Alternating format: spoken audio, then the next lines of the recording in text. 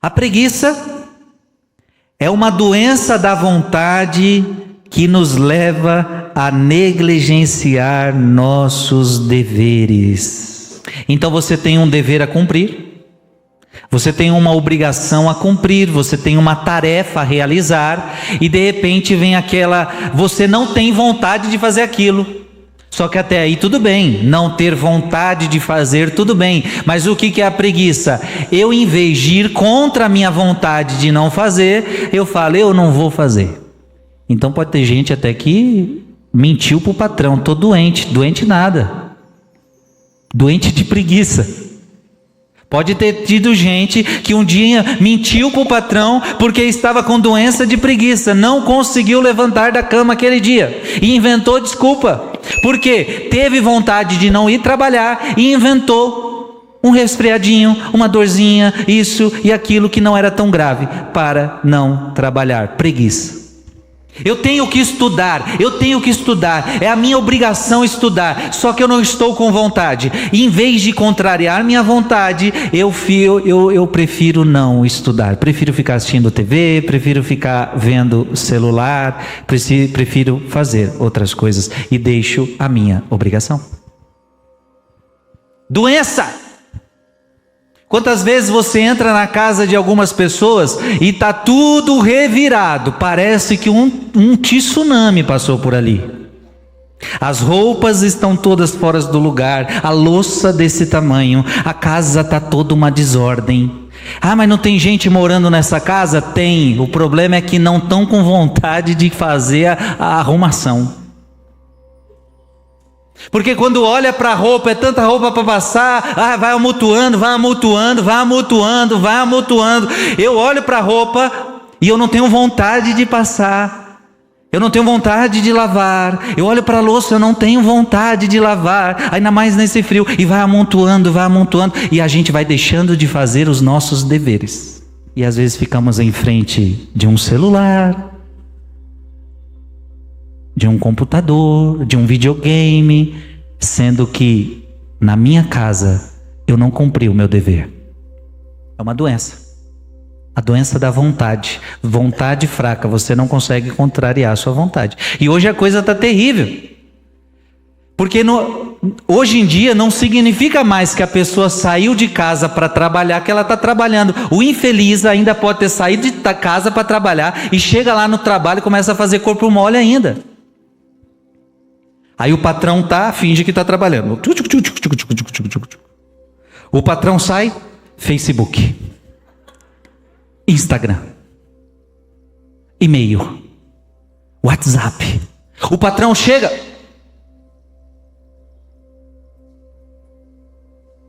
preguiçoso. Cumpre o teu dever. Então a preguiça é o não cumprimento dos nossos deveres. É por isso que muita coisa na tua vida não anda, porque você não cumpre tarefas, você não cumpre deveres, você tem preguiça. Gente, a preguiça é uma doença. A gente tem, e veja, Fulton Sheen já começa a dizer, a preguiça pode ser física ou espiritual. Então pode ser física, eu tenho preguiça de trabalhar, eu tenho preguiça de fazer um exercício físico, eu tenho preguiça disso, eu tenho preguiça daquilo, mas também pode ser espiritual. Eu tenho preguiça de rezar. Então eu tenho que rezar, você tem que rezar, não é se quer, se não quer, não, você tem que rezar, é tua obrigação. E não tem essa, eu vou escolher se eu vou para a missa ou se eu não vou para a missa. Não, você tem que ir para a missa. É obrigação de um católico ir na missa todo domingo. Mas vai ter domingo que você vai ficar com preguiça. Ai, tem que ir para a missa hoje. Teus filhos. O pecado da capital da preguiça já se manifesta nos seus filhos desde cedo. Chama teus filhos para a missa logo cedo, o que eles falam para você? Ah, mãe, mais um pouquinho. No outro domingo eu vou. Preguiçoso. Pecado cruel, hein? Pecado terrível. A preguiça é física quando se manifesta nos desleixos. Você começa a ficar desleixado. Então, casa desleixada. Você entra na casa, você já percebe. Entra no teu quarto. Como é que está teu quarto? Posso entrar lá? Como é que está teu guarda-roupa? Quando eu tenho preguiça, eu começo a desleixar. Eu não arrumo mais minha cama, não arrumo mais meu guarda-roupa, eu não arrumo mais nada, que eu quero saber de nada, estou desleixado. Fica na procrastinação, na ociosidade. Fica naquela ociosidade, fica fazendo o quê? Nada, fica zapeando o canal. Tem homem que senta, isso é próprio de homem, ele senta a bunda no sofá, chega muitas vezes cansado do trabalho, mas tem outros deveres para fazer. Tem que ajudar a mulher, tem que cuidar dos filhos, tem que ensinar os filhos, tantas coisas, conversar com os filhos. Senta a bunda no sofá e começa. Aí você vai ver o que a criatura está vendo, nada, porque ela só fica mudando de canal. Pac, pac, pac. O que está fazendo? Nada. Não é assim, eu estou agora assistindo um documentário muito importante para a minha vida e não sei o que, eu preciso disso. Não, está fazendo nada. Só que você esqueceu que você não pode ficar assim ainda, porque você tem deveres a cumprir. E a gente fica ocioso. E já dizia os santos, cabeça vazia, oficina do diabo. Diga comigo, cabeça vazia, oficina do diabo. Se o diabo vê que você está ocioso, se o diabo vê que você não está fazendo nada com nada, é a hora que ele aparece. Chegou a hora de eu aparecer. Pessoas que sempre estão cumprindo seus deveres, o diabo tem pouco espaço para atuar.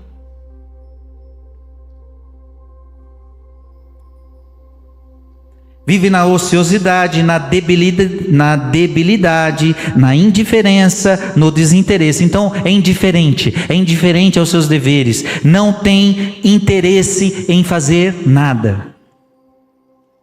Talvez se você tem um monte de filho, tudo preguiçoso.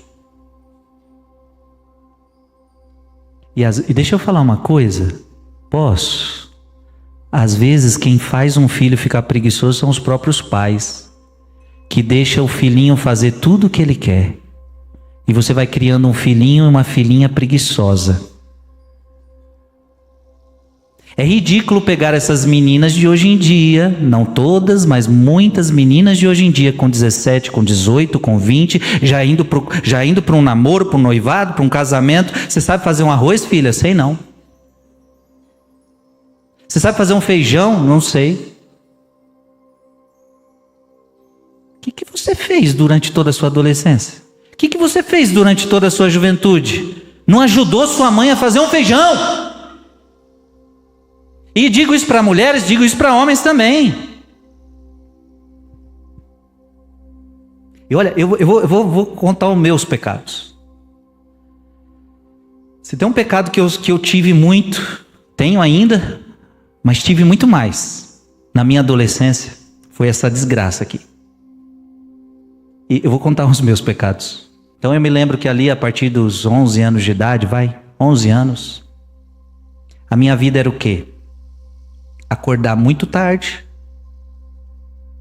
Então eu não tinha hora para acordar. Já está aí o preguiçoso por excelência, não tem hora para acordar. Eu acordo a hora que os olhos abrirem, que eu tiver vontade.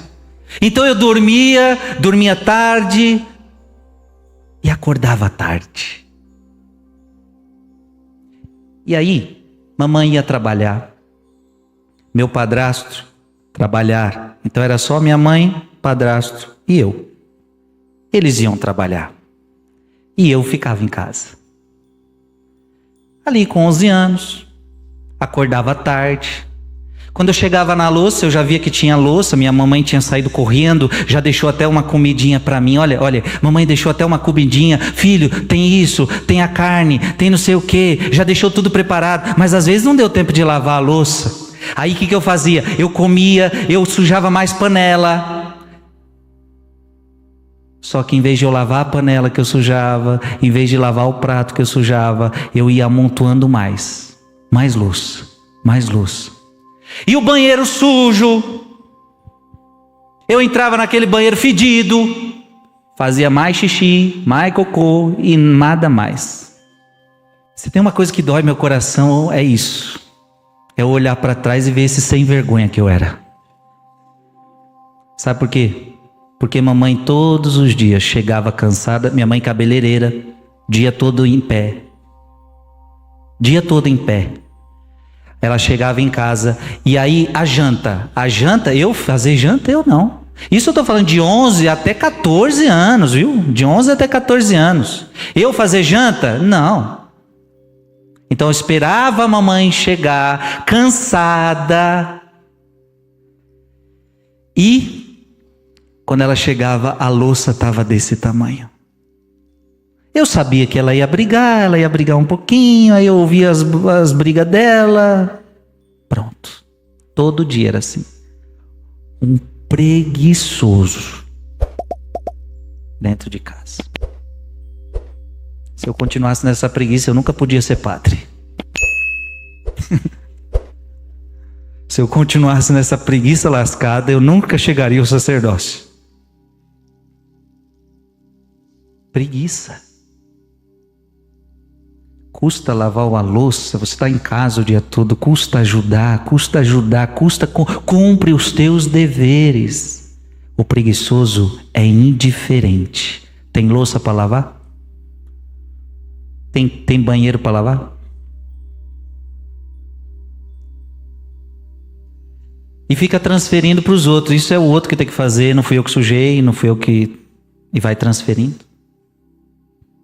Gente, pecado cruel. Pecado da preguiça.